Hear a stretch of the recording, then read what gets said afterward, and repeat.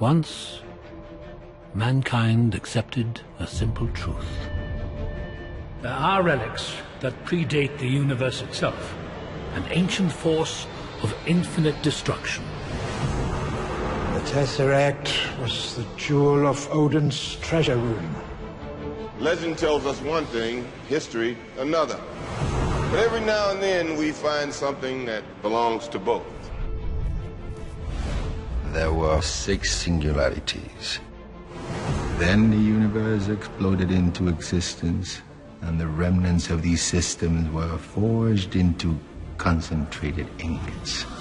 Infinity stones. These stones, it seems, can mow down entire civilizations like wheat in a field. The Mind Stone is the 4th of the Infinity Stones to show up in the last few years. Someone has been playing an intricate game. You think you could find out what's coming? I do. Humans. They are not the cowering wretches we were promised. To challenge them is to court death.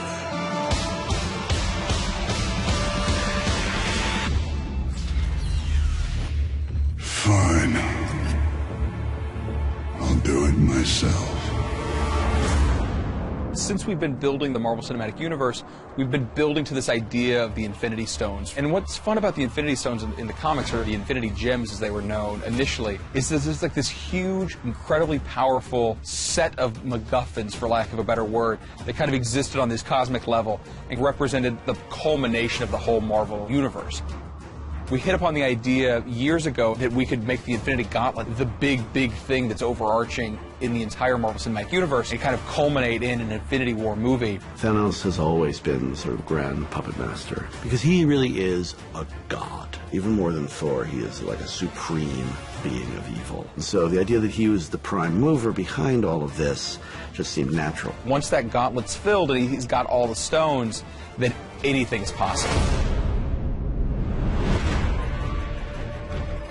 In the comics, you know, traditionally there have been 6 stones, and the first of them is the Space Stone, and it kind of allows interdimensional space travel to happen. And so in the movie universe, we made the Space Stone the Tesseract, which is a MacGuffin that's been with us since Captain America. We knew that it had cosmic origins, and up to that point, the only cosmic element that we've introduced is Thor, is Asgard, is the 9 realms. So we started saying, what if that's where it came from? So we added sort of a Norse overlay mythology to it. And we tracked that Tesseract through World War II to where it rests at the bottom of the ocean.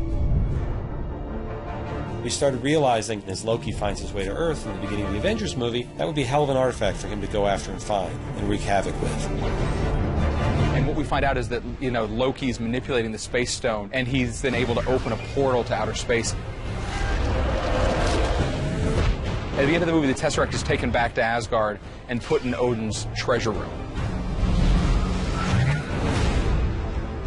In Thor the Dark World, we have the ether that ends up becoming the Reality Stone. While the other relics often appear as stones, the ether is fluid and ever-changing. It changes matter into dark matter. It's one of the most dangerous and threatening things they've ever come across, and honestly, it could consume the universe. Have you come to witness the end of your universe? I've come to accept your surrender.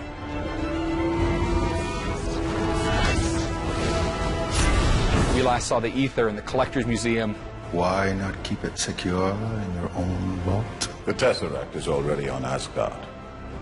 It is not wise to keep 2 Infinity Stones so close together. The Collector is probably not the best custodian of that stone. 1 down. 5 to go.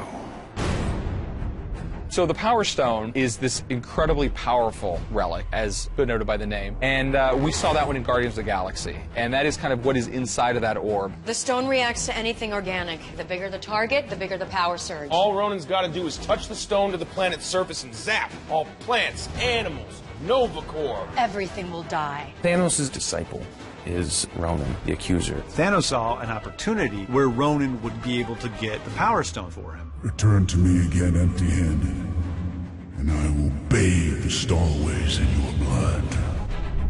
The Guardians of the Galaxy realize together they can actually stop Ronan and maybe have a chance against Thanos. You're mortal! How? We're the Guardians of the Galaxy.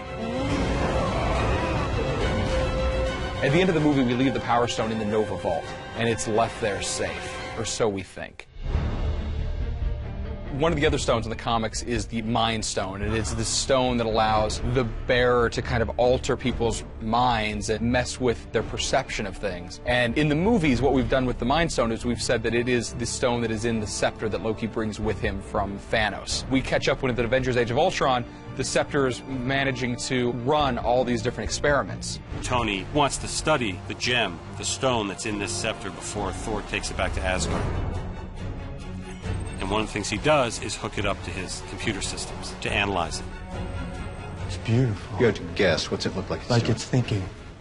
And Tony ultimately realizes by bringing Vision to life, he actually will have something great. And it's that combination of the vibranium they put into Vision, the lightning that Thor puts into Vision, and Tony's genius and intellect that he puts into Vision that ultimately brings Vision to life and makes him this pure being. I've had a vision. A whirlpool that sucks in all hope of life, and at its center is that. What, the gem? It's the Mind Stone. It's one of the 6 Infinity Stones, the greatest power in the universe, unparalleled in its destructive capabilities. Those are all the stones that we've revealed so far. And so we've been keeping track of them in all the course of all these different films, and Thanos has been keeping track of all of it this whole time as well. But then what do you do with the Soul Stone? What do you do with the Time Stone? How do you play that out? And now we just have to kind of bring it all together over the course of Phase 3 of the Marvel Cinematic Universe and kind of bring all these stones to fruition and set up for Infinity War, which we think has potential to be just this huge epic saga.